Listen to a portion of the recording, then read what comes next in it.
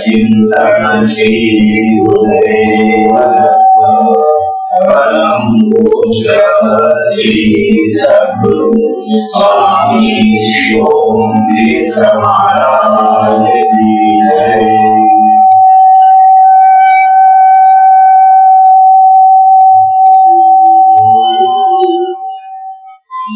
ओम नारायणं पद्मनाभं वशिष्ठं शतंतरपुत्रपराशरं च व्यासं शुकं महन्तं वन्दे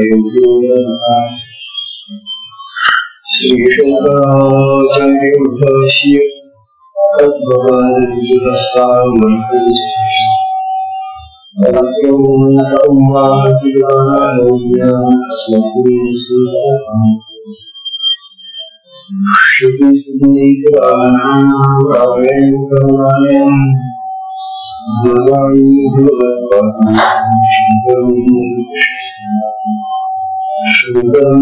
शंकराचार्यं केशवं बादरायणं सूत्रभाष्यकृतं वन्दे भगवन्तौ पुनः नित्यं शुभं निराभासं निराकारं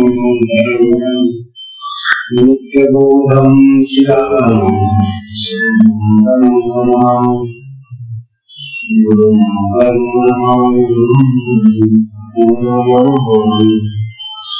ईश्वरो गुरुर्व्योमवद्व्याप्तदेहाय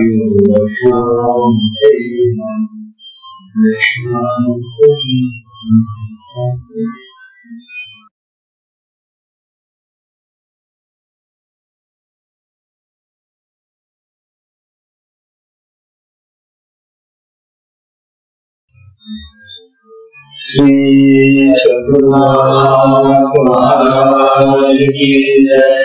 अवधूत चिंतन श्री गुरुदेव दत्त परम पूज्य श्री सद्गुरु स्वामी ओम तीर्थ महाराज की जय। परम पूजनीय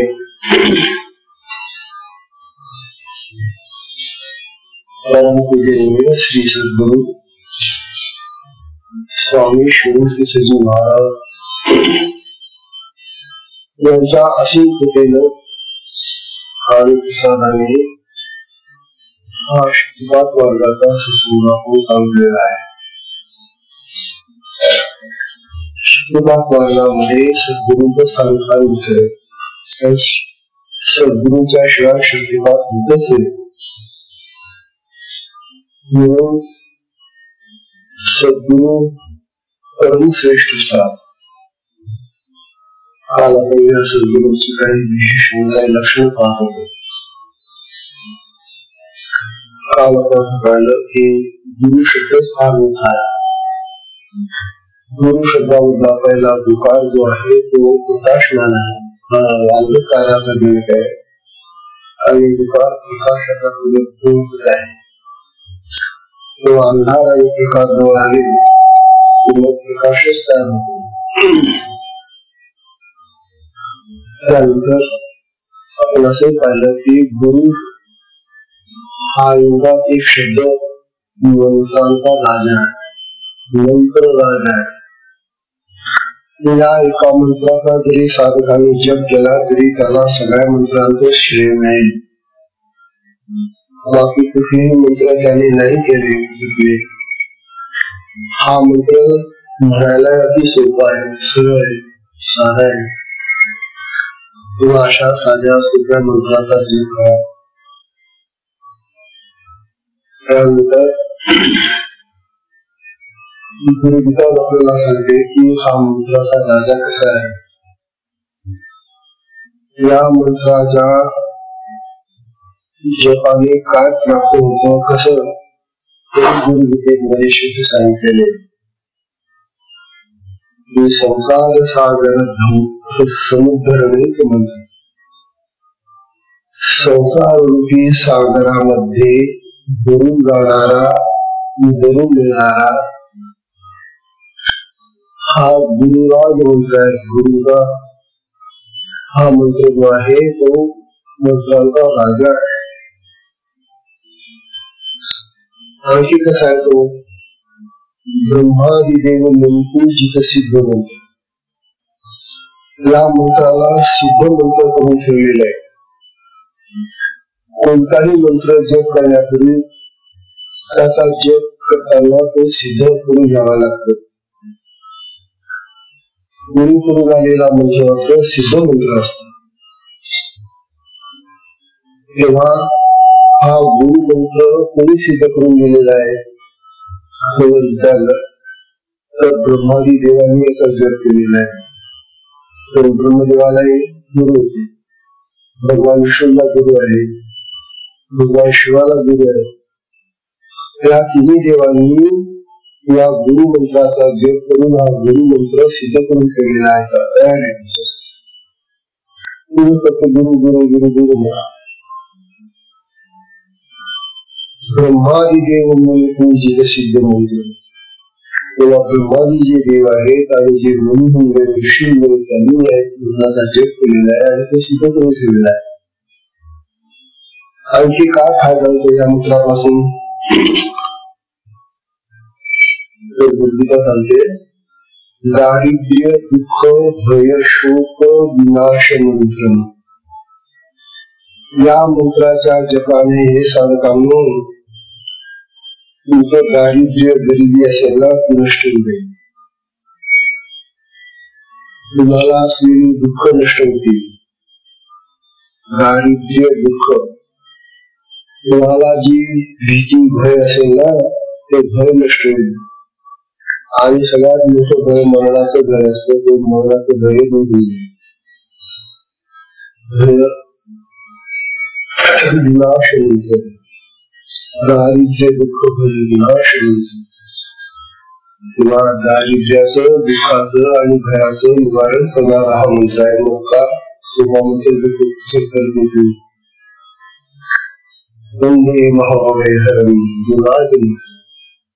अशा या महाभय हरण करणाऱ्या मंत्रांचा राजा असलेल्या गुरु मंत्राला वंदन असो असं भगवान शिव म्हणतात. तेव्हा हा मंत्र महामंत्र आहे, गुरुराज मंत्र आहे.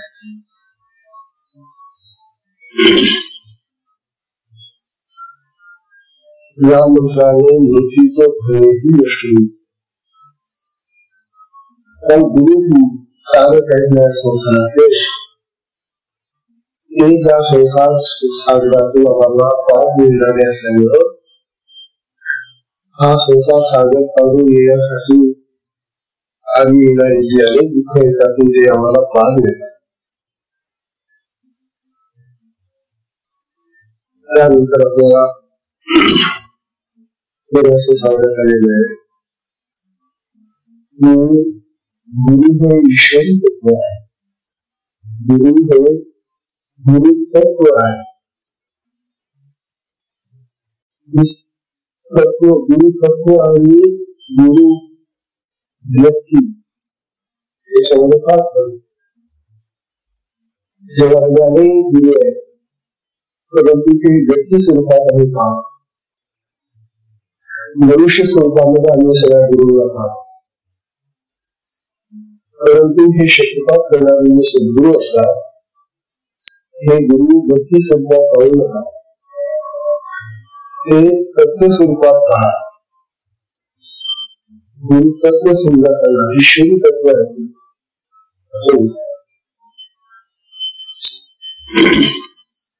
कारण ईश्वरी तत्वाचा किंवा आत्मतत्वाचा परिचय या गुरु तत्वानेच होतो। अन्यथा आत्मतत्व समजून जाणारे किंवा त्याचा साक्षात्कार होणारे किंवा ते आपल्याला लाभणारे म्हणून गुरु तत्व आहे आणि त्या गुरु तत्वाला असं महत्व दिलं। मुलांवर त्यांच्या नावाचे तंत्र ग्रंथ आहे मुलांवर, त्यामध्ये सांगतात परमात्मा जो शिव आहे, आत्मा परमात्मा त्यालाच ते शिव म्हणतो। तो शिव परमात्मा अनंत अव्यय अजर निष्कल व्योमाकार मनरहित अतिसूक्ष्म असा आहे। म्हणजे सगळं आत्म्याचंच वर्णन आहे। शिव आत्मस्वरूप आहे आणि अशा या आत्मस्वरूप शिवाला आपल्याला समजा आपल्याला पूजा करायची त्याची कशी होणार ते सूक्ष्म तत्व आहे, निष्कल आहे, अव्यय आहे, व्योमाकार म्हणजे आकाश तत्व आहे। म्हणजे जे सूक्ष्माती सूक्ष्म तत्व आहे त्याची पूजा तुम्ही कशी करणार? म्हणून शिवाची पूजा करता येत नाही। लोक यासाठी साक्षात शिवच गुरुरूपाचा आश्रय घेऊन ईश्वर येतात। हे महेश्वरच अतिशय वावरतात गुरुरूपाने। गुरु मध्ये तेच बसलेले असतात, आत्मा त्यांनी बसलेला आणि गुरुरूपाने शिव येत असल्यामुळे मग त्यांची भक्ती त्यांची पूजा त्यांची अर्चना करतात।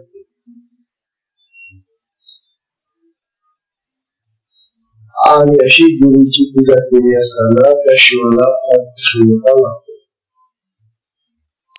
गुरुची पूजा करण्यामध्ये भगवान शिवाची पूजा होईल आणि मग भगवान शिव प्रसन्न होणार।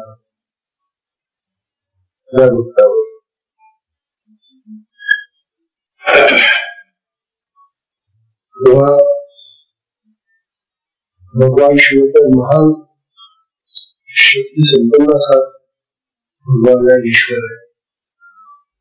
तो भक्ती आणि मुक्ती दोन्ही देणारा आहे। अशा शिवाची पूजा गुरु स्वरूपात करावी लागते। परमेश्वरी तत्वाने युक्त असलेली शिव गुरु पूजा ही आपल्याला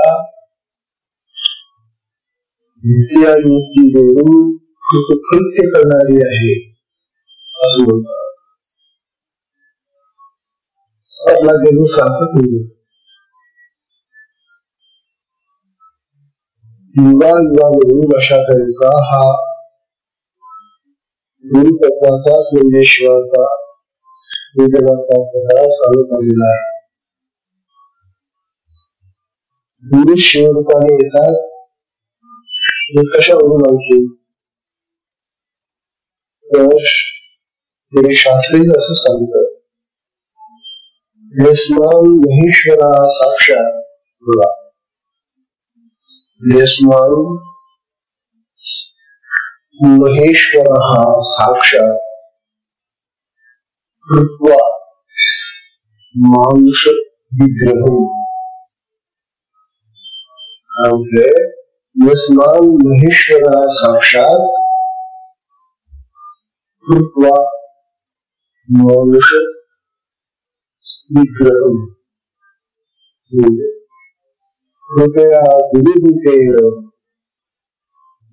कृपया गुरुरूपेण मग्नाः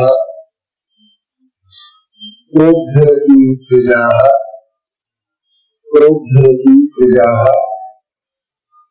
या दोन ओळींमध्ये दोन चरणांमध्ये श्लोकामध्ये भगवान महेश्वर म्हणजे भगवान शिव शंकर काय करतात म्हणजे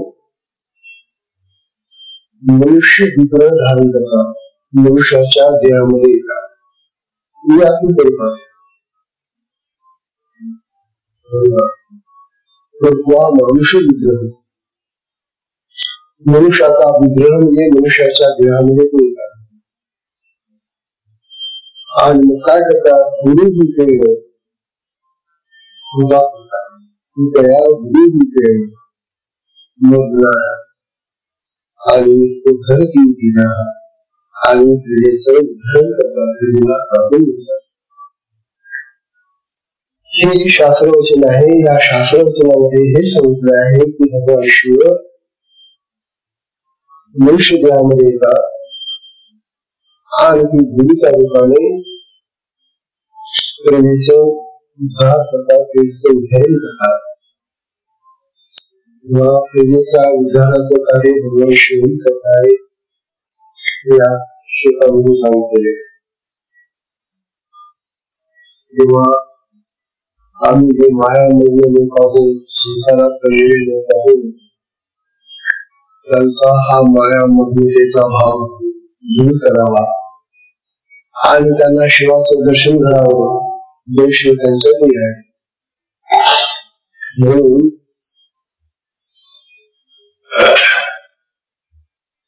हे गुरुरूपाने दीक्षा देतात. आपली ही जी दीक्षा आहे ही दोन्ही मार्गांना मान्य आहे. तंत्र आणि वेद असे दोन मार्ग आहेत. तंत्र हा मार्ग हा शिव मार्ग आहे आणि वेद मार्ग हा विष्णू मार्ग आहे. तेव्हा विष्णू आणि शिव दोन्ही एकच आहे. तेव्हा दोन्ही मार्गांमध्ये ह्या शक्तिपात योगाचा भरपूर उल्लेख केला गेलेला आहे शास्त्रामध्ये. तंत्रशास्त्र त्यांच्यावर आधारलेलं आहे.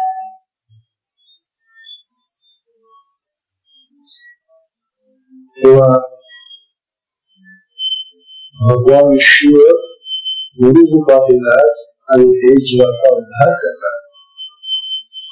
तसं जर झालं नाही तर एक बद्ध जीव, बंधनात पडलेला मनुष्य दुसऱ्या माणसाला सोडेल का?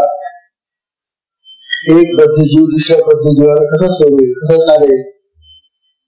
संध्याकाळच्या माणसाचे हात बांधून टाकलेले आणि त्याला सांगितलं की हे यावे तुम्हाला सोडवलं नाही, तसं सोडून एक बंधन आहे. दोन बंधनात पडलेली माणसं दुसऱ्यांना सोडू शकत नाही. त्यासाठी मायामुक्त असे जे भगवान आहेत तेच यावे लागतात आणि ते गुरुरूपाने येऊन आम्हा मायामग्न जीवांना ते या संसाराच्या पाशातून सोडवतात. असा हा प्रकार आहे. आता सद्गुरूंची आणखी काही लक्षणे बघा कशी. सद्गुरू हे शिवस्वरूप आहे, भगवान स्वरूप आहे, ब्रह्मस्वरूप आहे, परमात्मा स्वरूप आहे. हा विचार अगदी मनामध्ये ठेवा. ही साधी व्यक्ती नाही, साधे शरीर नाही ते. मग अशा सद्गुरूंचा जो वेश आहे, पोशाख आहे, त्यांचं जे शरीर आहे,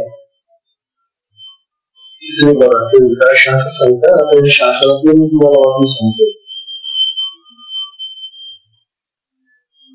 त्यांचा पोशाख स्वच्छ, शुद्ध आणि चांगला असतो. शास्त्र सांगतो.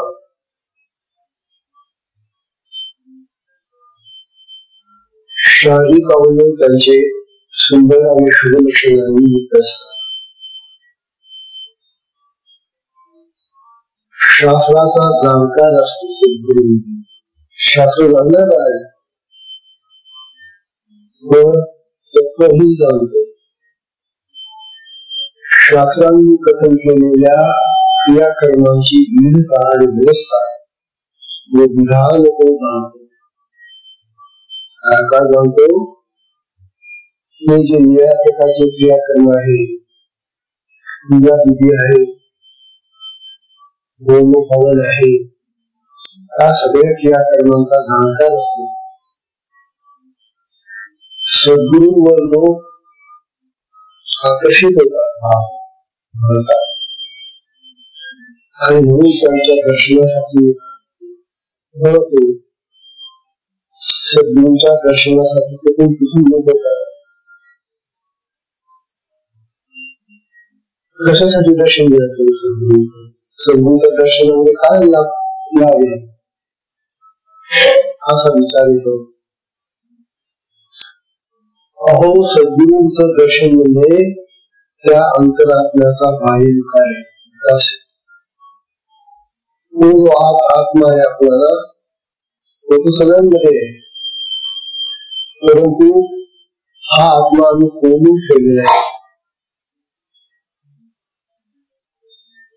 जसं एखादा दिवा असावा आणि त्या दिव्यावर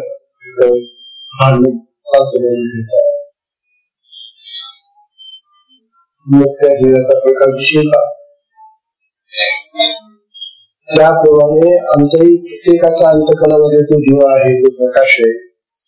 परंतु आम्ही अनेक कारणांनी, अनेक प्रकारच्या विकारांनी, संस्कारांनी या दिव्याला झाकून टाकले, आवरून घातले. आणि दिव्याला जर ती आवरून घातलं तर तुझा प्रकाश शिरत नाही म्हणून, आणि मग चेहऱ्यावर कसा दिसेल? म्हणून सद्गुरूंच्या अंतःकरणामध्ये असलेला आत्मप्रकाश आहे, तो त्याच्या चेहऱ्यावर प्रगट होत असतो. आणि म्हणून लोक त्या चेहऱ्याकडे पाहत असतात. गुरूंचं दर्शन म्हणजे गुरूंचा तो प्रकाशमान आत्माचा प्रकाशमान. दर्शन म्हणजे तसं डोळे पोटाने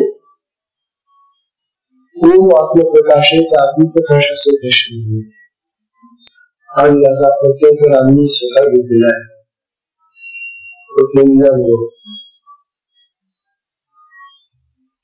आमचे जे सद्गुरू आहे ते असेच प्रकाशमान आहे. त्यांच्या त्या प्रकाशमान चेहऱ्यांकडे पाहून आम्हाला आनंद मिळतो. अजून जरी ते गेलेले असले तरी काही आता सद्गुरू गेलेले महाराज आलेले आहे, परंतु या महात्म्यांच्या चेहऱ्याकडे पाहत असताना ते आनंद होतो.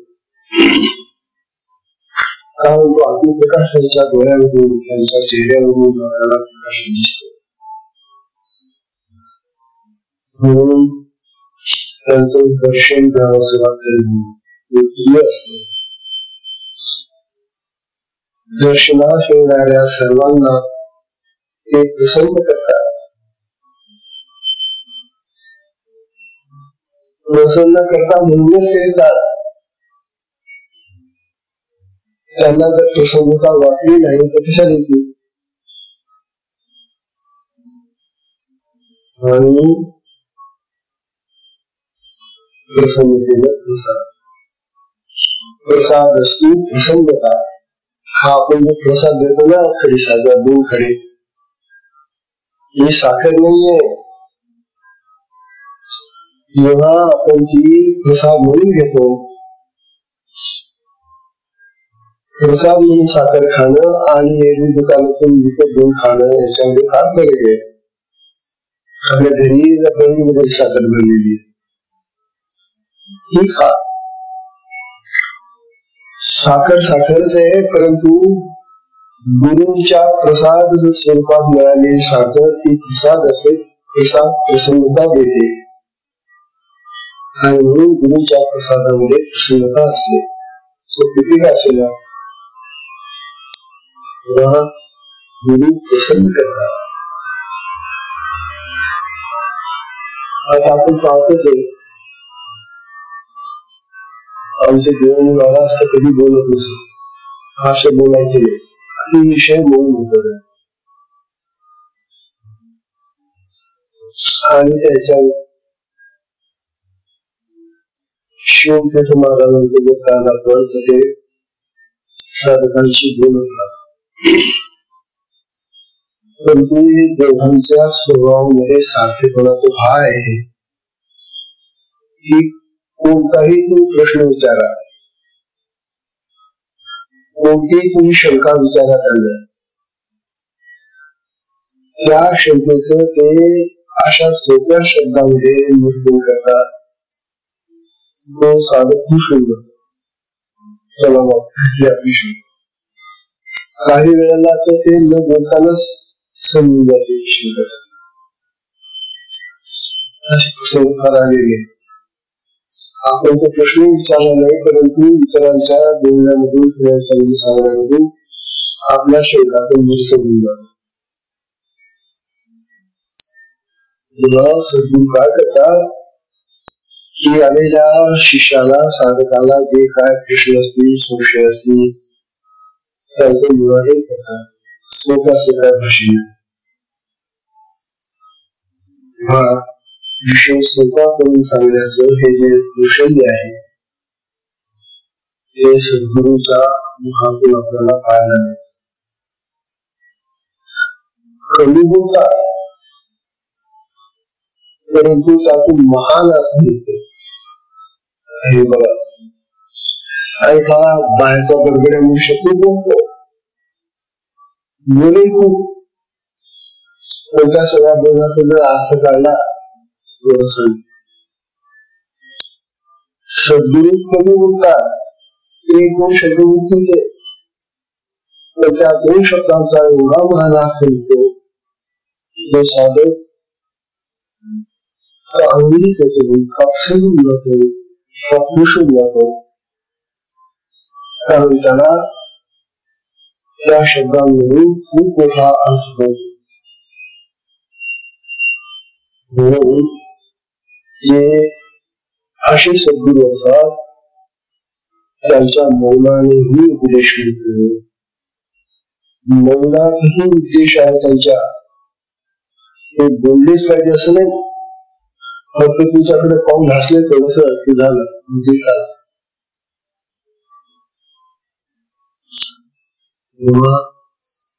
हे जे लक्षण आहे सद्गुरूंचं, आता पुढचं लक्षण बघा कसं. आंतरलक्ष आणि बाह्यदृष्टी. सद्गुरूंचं जे पाहणं असतं, आपल्याला वाटतं त्यांच्या डोळ्यांनी आपल्याकडे पाहतात किंवा बाहेर पाहतात, इकडे पाहतात. ही जी बाह्य दृष्टी आहे ती बाह्य दृष्टी डोळ्यांची आहे, जड. परंतु त्यांचं खरं लक्ष जे आहे, पाहणं जे आहे ते अंतरलक्ष. आंतरलक्षी बहिर्दृष्टी असं त्यांचं वर्णन केलं जातं. ते बोलत जरी असले, पाहत जरी असले तरी त्यांचं आंतरलक्ष चुकत नाही. आत्म्याचं अनुसंधान त्यांचं चुकत नाही.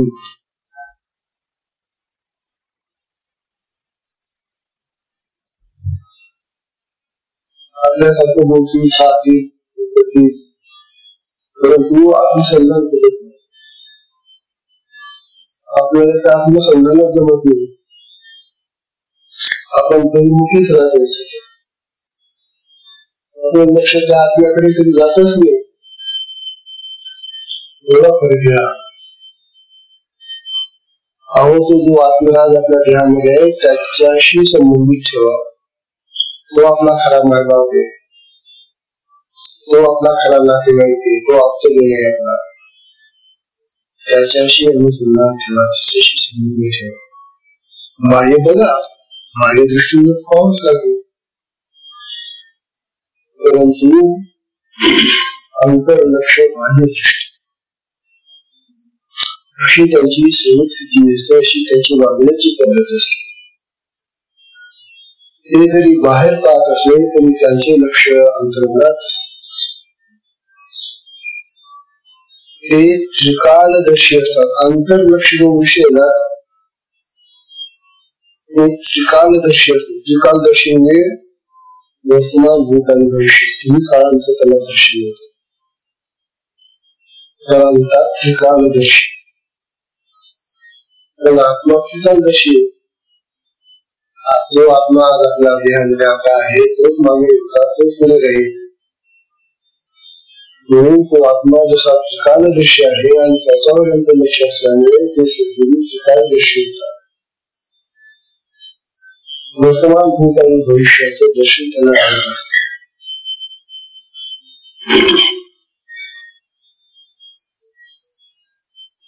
त्रिकालदर्शी असलेल्या या सद्गुरूंच्या मुखामधून वाणीमधून जो कोणता शब्द निघेल किंवा आता हे जो कोणता शब्द निघेल तो खरा ठरतो.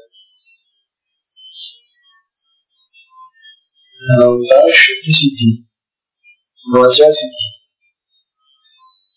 वाणीची सिद्धी होती. जे बोले ते खरं असं आपलं कधी होत नाही. आपले कितीतरी शब्द खोटे होऊन जातात. आपण काय बोललेलो असतो आणि ते काही खरे शिकत नाही. आणि आपल्या वाणीला आपण अनेक प्रकारे दूषित केलेले गोष्ट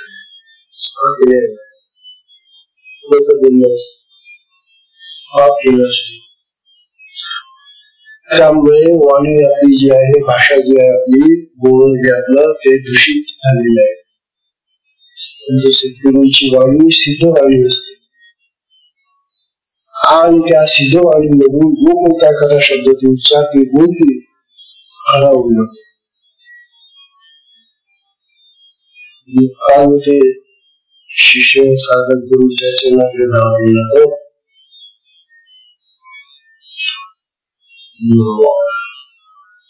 तेव्हा सिद्धी त्यांच्या ताब्यात असतात, ताब्यात असतात. अष्टमा सिद्धी आहे. देवानंद सरस्वती स्वामी महाराजांना या सगळ्या सिद्धी प्राप्त होत्या. तेव्हा ह्या सिद्धी यांच्या आत्मिक राहतात. त्या सिद्धीचा वापर करत नाही मुद्दाम. मुद्दाम सिद्धीचा वापर करणार नाही ते,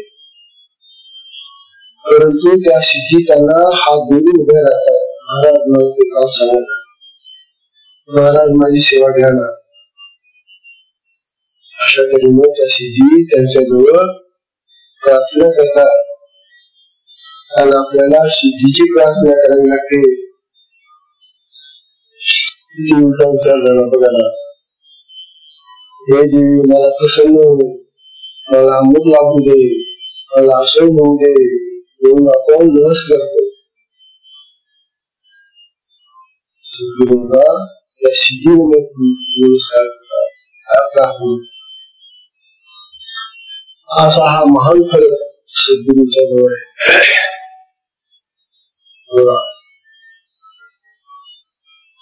आणि जिथे सिद्धी त्यांच्या चरणाशी बंद झालेला आहे तिथे त्यांना कोणती मुली भासेल,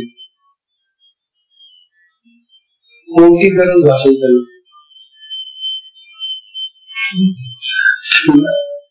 हव्या त्या गोष्टी हव्या तिथून येतात.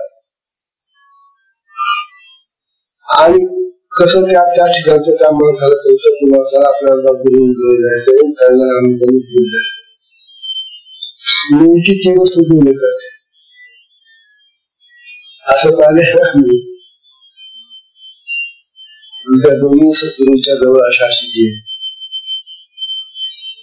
तर त्या नेमक्या त्यांना हवे असणाऱ्या नेमक्या त्याच गोष्टी कशा बरोबर त्यांना येऊन मिळतात.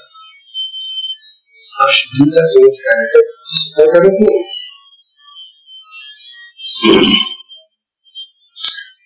किंवा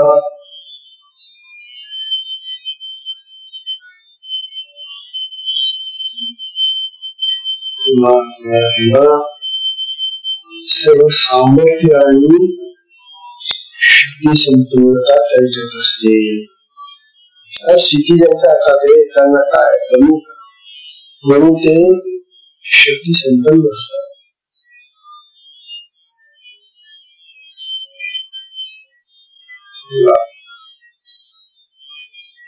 अर्थात या शक्तीचा उपयोग मात्र ते परोपकारासाठी करतात, स्वतःसाठी नाही,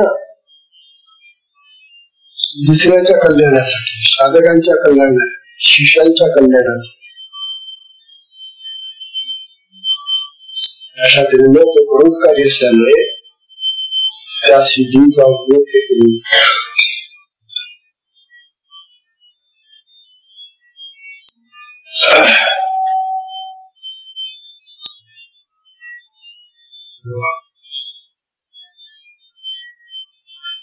अतिशय उदार असतात. अवतारी हा सद्गुरूचा फार महान गुण आहे.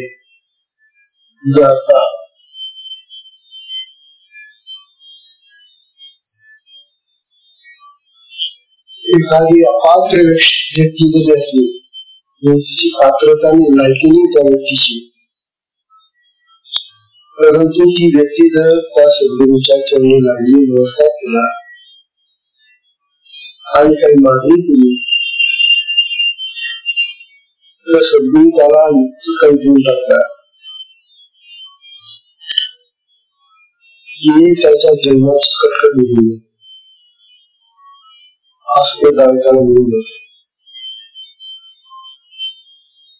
अतिशय उदार आणि दयाळू करण्याचे असतात. पात्र अपात्र न पाहताना ते दान देऊन देतात आणि अपात्राला पात्र आधी बनवतात. जो लायक नाहीये त्याला आधी लायक बनवतात. काय केलं माणसं बनवण्याची प्रकार करीत कशी वस्तू बनतात, अपात्र वस्तू चांगल्या बनतात, परंतु माणसं नालायक माणसं लायक कशी बनते आणि त्यांना लायक बनवायचं असेल सद्गुरूच्या चरणी त्याला बनवला.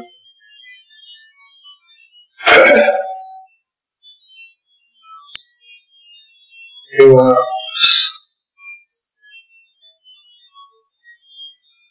सर्व देवदेवतांच्या बद्दल त्यांची समदृष्टी असते.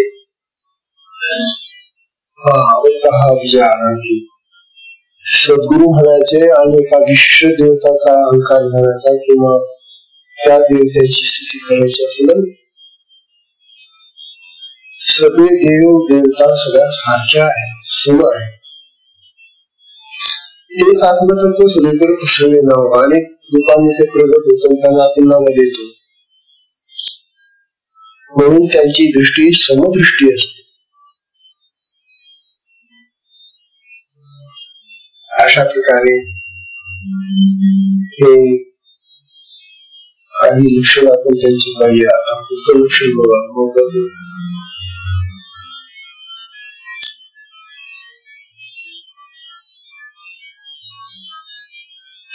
आमच्या जवळही आणि संसारी लोक प्रपंचातले लोक ममता ठेवतो. ममता म्हणजे माझं माझं म्हणतो.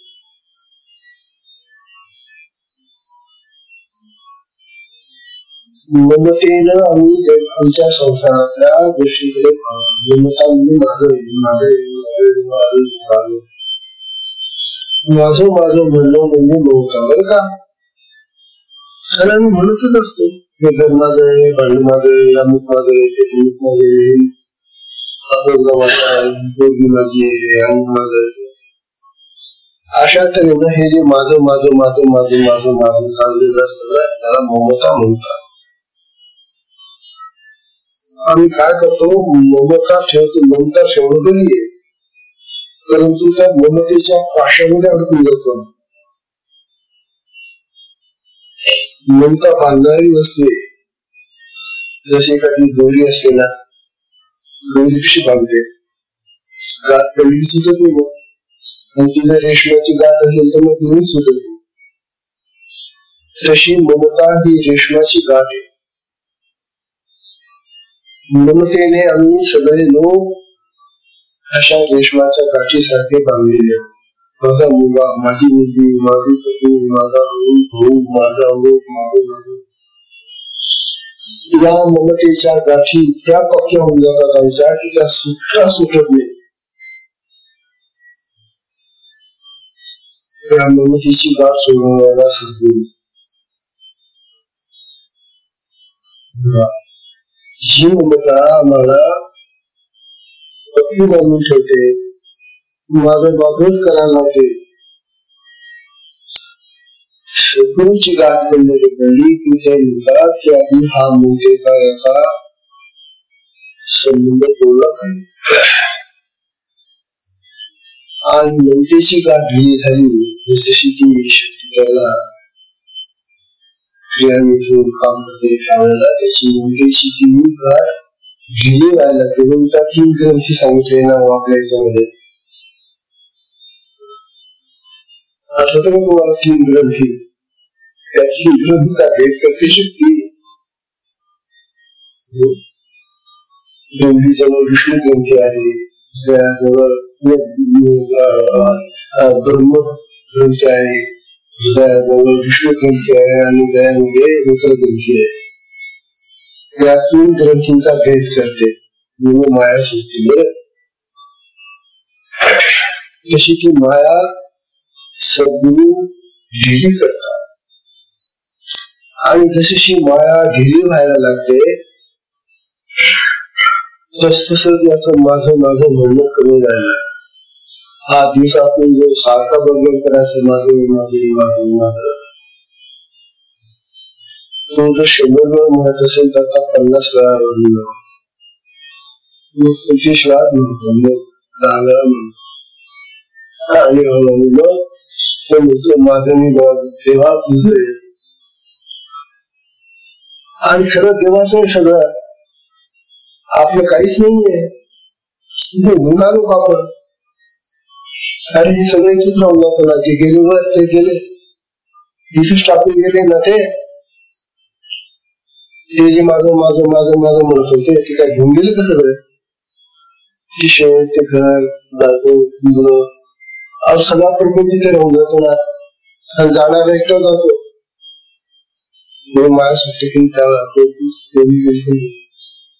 ती माया अगोदर सोडायला. तात्पर्य असं की सद्गुरूंच्या सामर्थ्याने, शक्तीने किंवा दृष्टीने ती माया ढिली होती.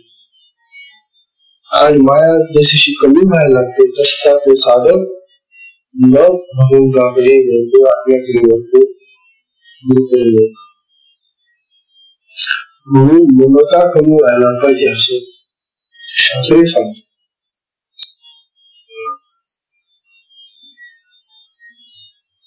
अंतस्थ ममता रहित सद्गुरू असतात.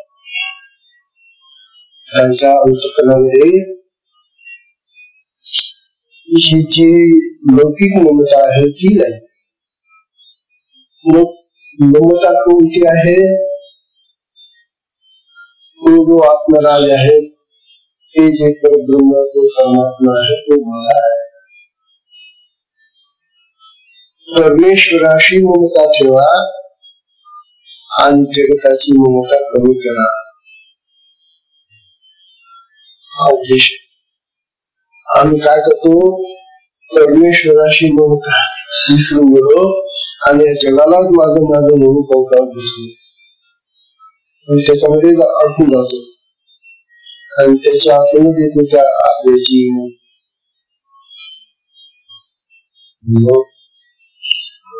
कसा उद्धार होणार आमचा? म्हणून सद्गुरू हे महान कार्य करतात की आपली ममता ते कमी करतात. आणि हे जे ममत्व आहे ते त्या आत्म्याकडे, भगवंताकडे लावतात.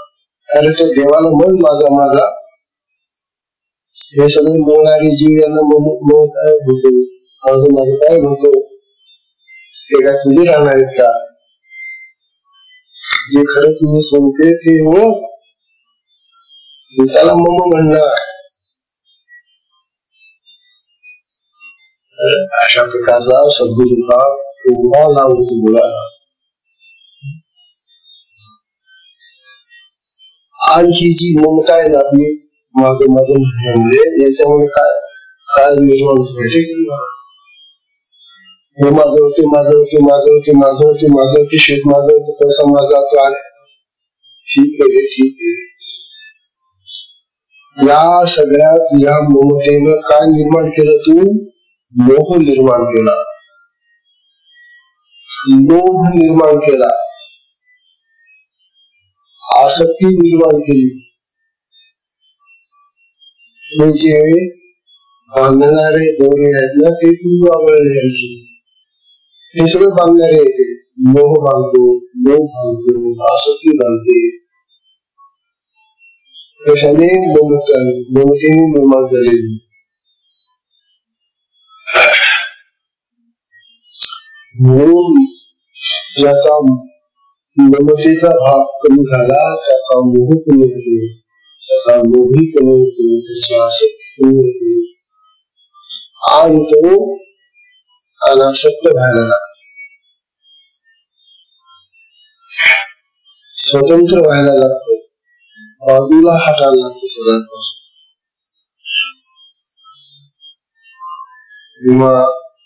राग, द्वेष, भय, क्लेश, दंभ, अहंकार या सगळ्या गोष्टी या ममता आणि मोह, लोभ आणि आसक्ती यांच्यामधून तयार होतात. काय तयार होतात? राग, क्रोध, द्वेष, भय, क्लेश, दंभ, अहंकार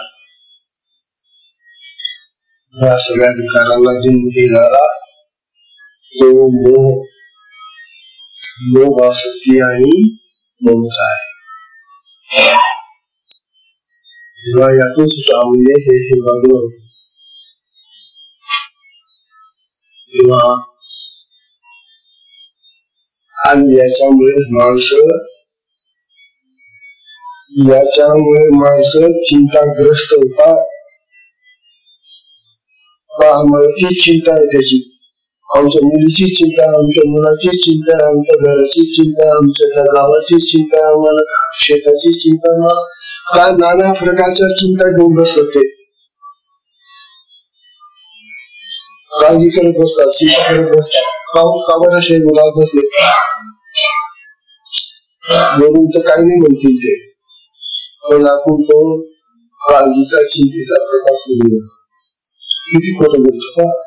अहो कामाला मुलात बसले तुम्ही, अहो तुमचं कोणाच कवर उतरून बसलेलं, हे काही नाही आम्ही चांगले. अरे काय ना गाडी आहे मुला आत काय बाहेर काय दाखवतात.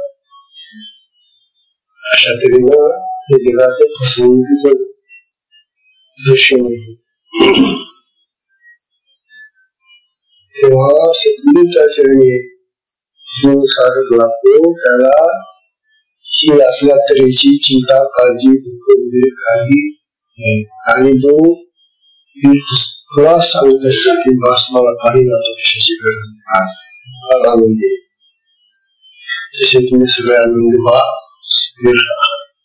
हे आम्हाला आमच्या सद्गुरूच्या चरणी प्रार्थना करून सगळ्याचे आजच्या सत्संगाला विश्राम देऊ. अजून काही त्यांची लक्षणं राहिलेली आहेत उद्या पाहू. हा सुंदर विषय हा, इतकं बारकाईनं सद्गुरूचं विवेचन पाहणं किती सुंदर आहे.